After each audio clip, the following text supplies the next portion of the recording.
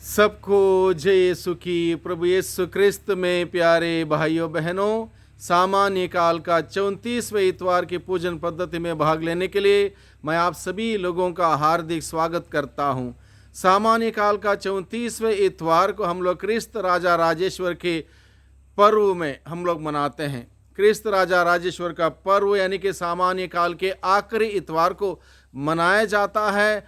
और इस दिन विशेष रूप से हम सभी लोग इस बात पर मनन चिंतन करते हैं। क्रिस्त प्रभु यीशु मसीह जो राजा है, यो दुनिया के राजाओं के भांति नहीं है, बल्कि वो राजा है जिसका राज्य इस धरती का नहीं है। प्रभु यीशु से जब पूछा गया कि आप राजा हो, प्रभु यीशु ने कहा, जी हाँ, मैं राजा हूँ, लेकिन मेरा राज्य इस धरती का नहीं है, मेरा राज्य स्वर्ग का है, आध्यात्मिक राज्य है। इसलिए प्रभु यीशु मसीह आज के दिन में हम सभी लोगों को बुलाते, अपने वचन के द्वारा निमंत्रण देते हैं कि हम सभी इस बात को भली भांति जानें, समझें और उस क्रिस्त राजा को हमारे व्यक्तिगत जीवन के राजा के रूप में स्वीकार करें। हम सभी अपने आप को प्रभु राजा क्रिस्त राजा के हवाले कर दें, उसके अधीनता में हम जिएं। जब हम उसके राज्य के अधिकारी होके उसके राज्य के, उसके वचन के अनुसार जिएंगे, उसके दिशा निर्देश के अनुसार जिएंगे, हमारे जीवन में खुशहाली होगी, प्यार होगा, मोहब्बत होगा, शांति, क्षमा होगा और जीवन जीना बहुत ही आसान होगा, आनंदमय होगा। इसलिए प्रभु यीशु मसीह इस दुनिया में हम सभी लोगों के लिए वो बहुतायत का जीवन, आनंद का जीवन, खुशी का जीवन, प्यार का जीवन, शांति, क्षमा का जीवन देने के लिए आए। वही बात को आज के दिन में हम लोग गहराई से मनन चिंतन करते हुए समझें कि प्रभु यीशु मसीह हम सबों का राजा है, वो हमारे दिलों का राजा है, वो हमारे दिल में वास करना चाहता है और हमें पवित्र करते हुए एक पवित्र जीवन जीने के लिए वो हमें बुलाता है। क्रिस्त राजा की कुछ विशेष बातें आज के दिन में हम लोग मनन चिंतन करें। A king with a crown of thorns, यानी कि कांटों का मुकुट लिए हुए हमारे क्रिस्त राजा प्रभु यीशु जो क्रूस की गद्दी पर बैठकर विनम्रता से राज्य करता है। जैसे दुनिया के राजाओं के बारे में हम लोगों ने सुना, जानते हैं, हमने हिस्ट्री में पढ़ा होगा, वो किस प्रकार से शासन करते हैं, अधिकार जताते हैं, लोगों पर अधिकार दिखाते हैं। लेकिन क्रिस्त राजा प्रभु किस प्रकार का राजा है, उसका कोई सोने का मुकुट नहीं है। उन्होंने कांटों का मुकुट धारण किया और सूली के उस गद्दी पर बड़े विनम्रता से आज्ञा पालन के साथ उन्होंने अपने पिता की मर्जी पूरी की। और वो क्रिस्त राजा हम सबों को यही सिखाता है, जो हम विनम्रता से उसके अधीनता में जाते हैं, उसको हम अपने जीवन में अधिकार देते हैं, तब हमारे जीवन में आशीषों को, बरकतों को लेकर आता है।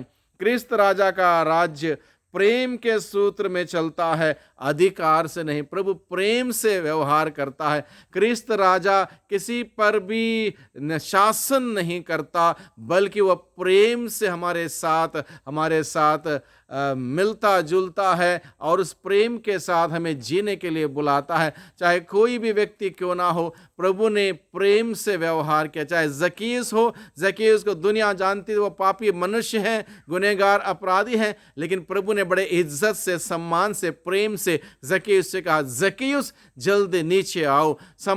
उस समारी स्त्री से बातचीत करते उसको डाउन नहीं किया प्रभु ने, बल्कि उसको अपने बुराई से बाहर आने के लिए उसकी मदद की। और हम देखते हैं व्यभिचार में पकड़ी हुई स्त्री को सभी लोग पत्थर मारने के लिए तैयार थे, लेकिन प्रभु ने बड़े प्रेम से उसको बचाया और साथ ही साथ सही दिशा में आगे बढ़ने के लिए उसको सिखाया। प्रभु यीशु मसीह अधिकार नहीं जताते हैं, बल्कि सबसे प्यार करते हैं। हर व्यक्ति को प्यार बांटने के लिए वो राजा प्रभु यीशु इस धरती पर आए। ईश्वर का प्यार प्रभु यीशु के द्वारा हम सबों के लिए प्रकट किया है। तीसरे बिंदु में हम लोग देखते हैं, राजा जो हमारे हर सुख दुख को जानता है और हमारे साथ देता।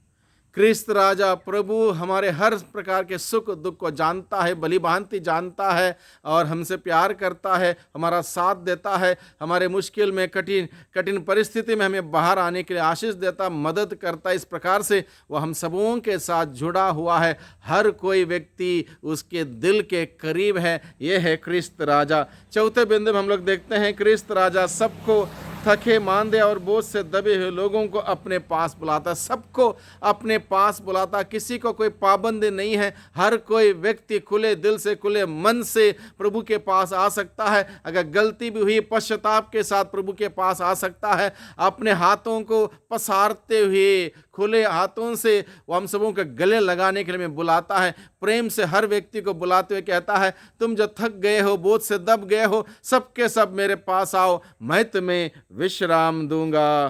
पांचवें बिंदु में हम लोग देखते हैं उसका राज्य हमारे दिलों में चलता है। यानी कि हम सबों को क्रिस्त राजा को अपनाने की ज़रूरत है। अपने हमारे दिल में, जीवन रूपी घर में उनका स्वागत करने की ज़रूरत है। अगर क्रिस्त राजा को उनके वचनों के साथ हमारे दिल में रखेंगे, उसके अनुसार चलेंगे, आज्ञा का पालन करते रहेंगे, प्रभु हम सबों को वो खुशहाली का, आनंद का, शांति का, क्षमा का सुंदर जीवन हमें प्रदान करता है।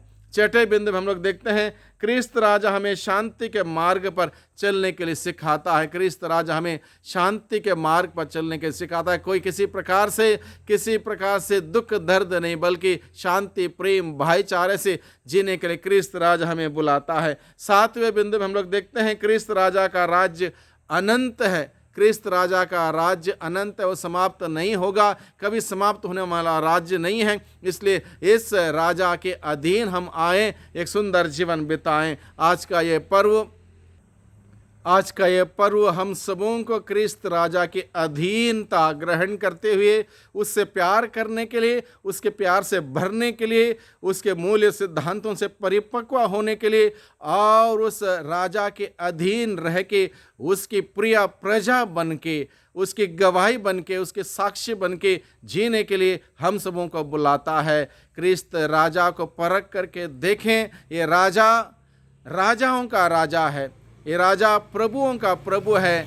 इसका राज्य का कभी अंत नहीं होगा, समाप्त नहीं होगा। अगर इस राजा के अधीन हम रहेंगे, हमारे जीवन में वो आशीषें, बरकतें हमेशा बनी रहेंगी, किसी बात की कमी नहीं होगी, क्योंकि वो चरवाहा के भांति हम सबों की देख रेख करता है, प्रबंध करता है, इंतज़ाम करता है। इसलिए प्यारे भाइयों बहनों, आज के दिन में इस बात को हम समझें और यीशु को अपने जीवन में अधिकार दें, हमारे दिल रूपी घर में स्वागत करें और उसके अधीन रह के उसके वचन के अनुसार जीवन बिताने का संकल्प करें। प्रभु की आशीष बरकत हम सबों को निरंतर मिलती रहे। हम प्रार्थना करें, क्रिस्त राजा तेरा राज्य आवे, मेरे जीवन में तेरा राज्य आवे, मेरा परिवार में तेरा राज्य आवे, मेरे समाज में, मेरे देश में, पूरे विश्व भर में तेरा राज्य आवे। तेरा राज्य प्यार का, शांति का, क्षमा का राज्य मेरे जीवन में आए, ये प्रार्थना करें। प्रभु की आशीष बरकत हम सबों को निरंतर मिलती रहे। सबको धन्यवाद, सबको जय यीशु की।